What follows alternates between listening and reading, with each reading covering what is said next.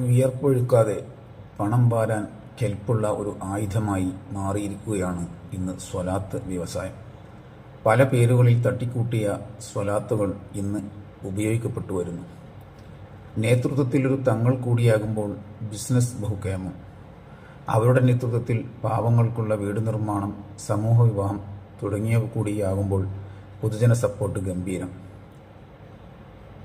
ഷുഐബിൽ താമസിച്ച് പച്ചിലകൾ പോലും ഭക്ഷിക്കേണ്ടി വന്ന, ഖന്തക്കിൽ വെച്ച് വയറ്റത്ത് കല്ല് വെച്ച് കിടങ്ങ് കുഴിക്കേണ്ടി വന്ന പ്രവാചകന്റെ പേരിലാണ് ഈ സ്വലാത്ത് കച്ചവടത്തിലൂടെ കോടികൾ സമ്പാദിക്കുന്നത് എന്ന് നാം ഓർക്കണം.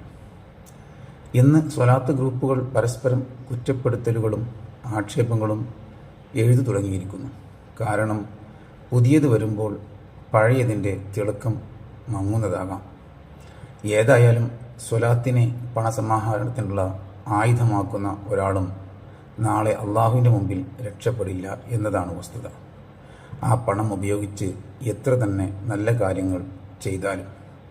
അതിനാൽ അല്പം ഈമാൻ ഹൃദയത്തിൽ അവശേഷിക്കുന്നവർ ഇവരുടെ വലയിൽ കുടുങ്ങാതെ നോക്കുക.